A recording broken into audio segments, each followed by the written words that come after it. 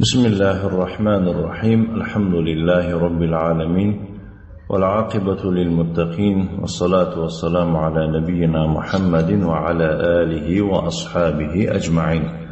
أما بعد، فنبدأ بعون الله سبحانه وتعالى من رسالة شروط الصلاة لشيخ الإسلام محمد بن عبد الوهاب بن سليمان بن علي رحمه الله تعالى.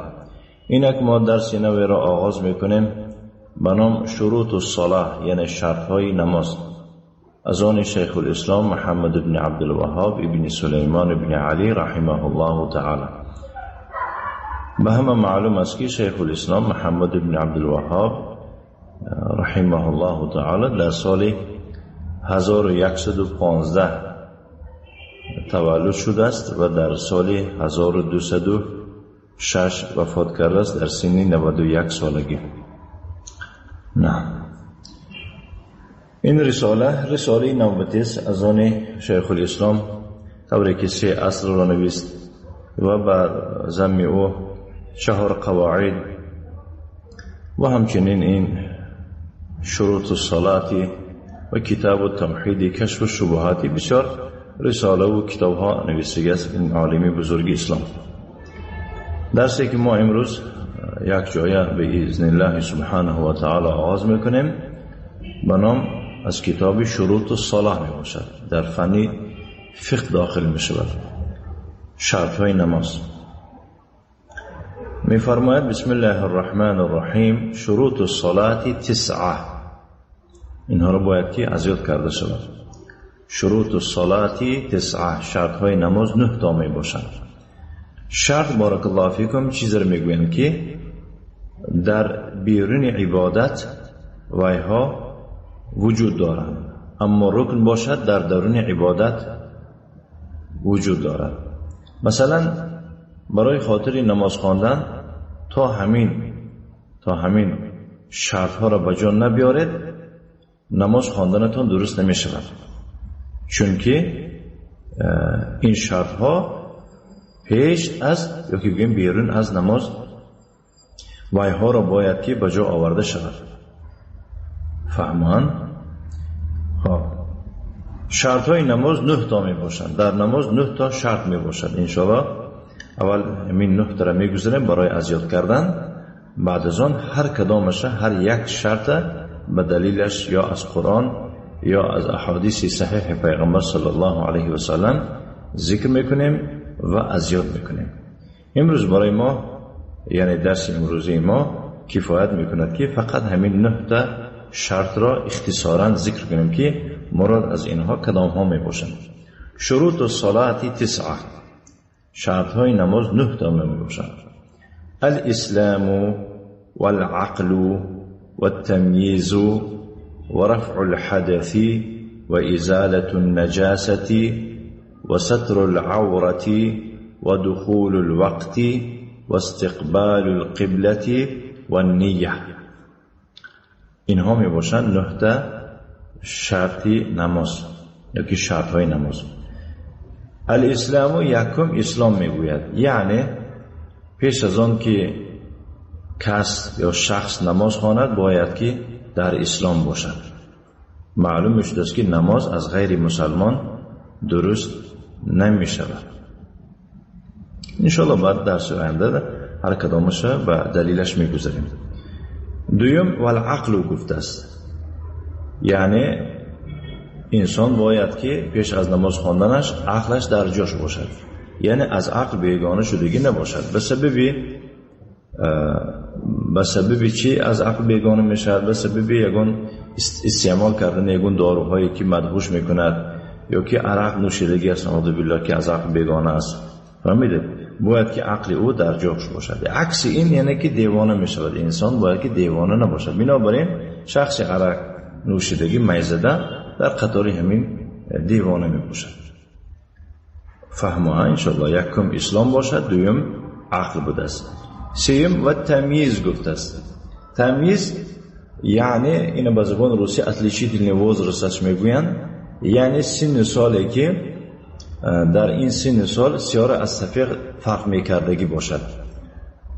انشاءالله در حدیث میگذاریم. علما گفتن که سنی که در این سن شرط نماز به جا آورده می شود از سن 7 سالگی است. از سن چه؟ 7 سالگی است. یعنی معلوم می شود است که اگر از سن 7 ساله پایان باشد، اگر یعنی که این شرطی نماز با جا آوردگی نیست، حالی این میده است. بنابراین در حدیث آمدگی است، انشاءالله میگذاریم در درس‌های می آمدگی. پیغمبر صلی الله علیه و سلم می‌فرماید که فرزندان خود را در سن 7 سالگی به نماز خواندن امر کنید و در سن 10 سالگی اگر یکون کم و کمبودی نقصان صادر کنند برای نماز اونها را زنید گفتم. این بود سیوم شرطی نماز. چهارم و رفع الحدثی، یعنی از خود دور کردن حدث.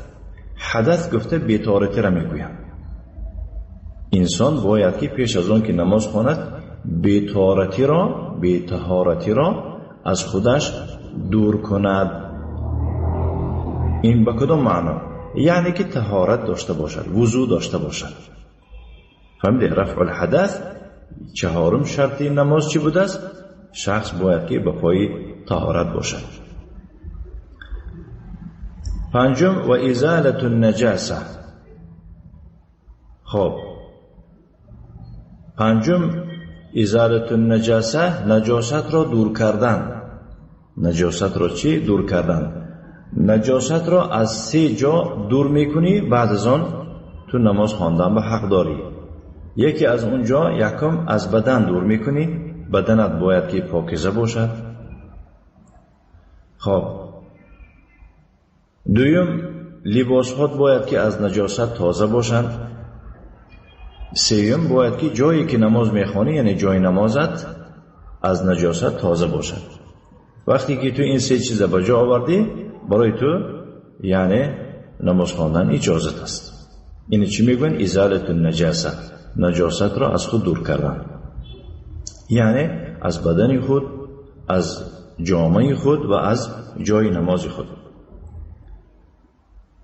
نه. ششم و ستر العورتی، پوشانیدن عورت. ششم چی بود است؟ عورت را پوشانیدن. البته اینها را به تفصیل میگذاریم در نوبت خود، ولی به خاطر آن که هر کدام از ما و شما که نمازخوان هستیم باید که هر کس میخواهد که اینها را به زودی یاد گیرد. اختصارا میگیم که عورت مرد یعنی که ستر العوره، عورت باید که پوشانده شود در وقت نماز.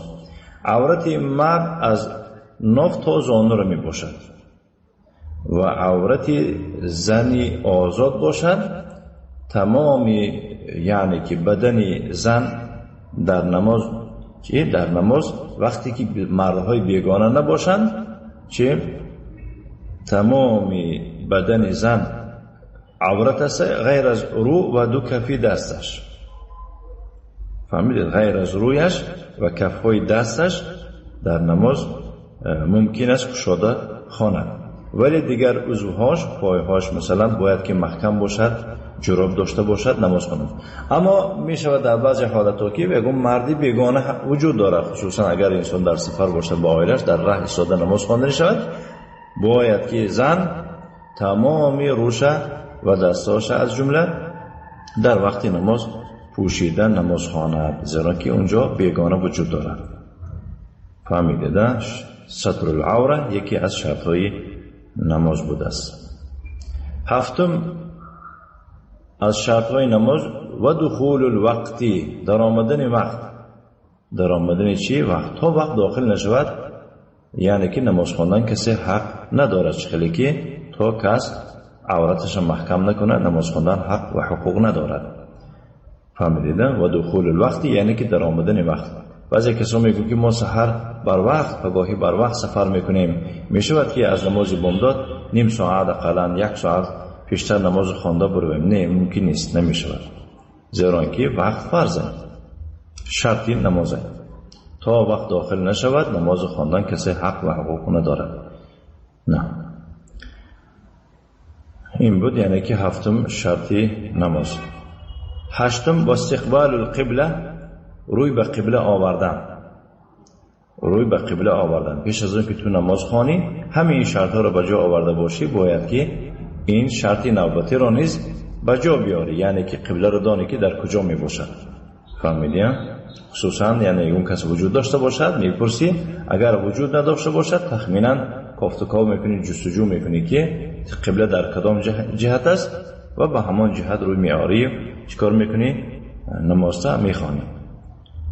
نهم شرط نماز میفرماد که و نیت است. پیش از اون که تو در نماز داخل شوی اول باید که تو نیت کنی که کدام نماز خوانده ایستادی. این بود یعنی 9 تا شرط نماز. میفرماد شیخ الاسلام شروط الصلاة 9: الاسلام والعقل والتمييز ورفع الحدث وإزالة النجاسة وستر العورة ودخول الوقت واستقبال القبلة والنية. وصلى اللهم وسلم على نبينا محمد وعلى آله وأصحابه وسلم تسليما مزيدا، وجزاكم الله خيرا وبارك الله فيكم.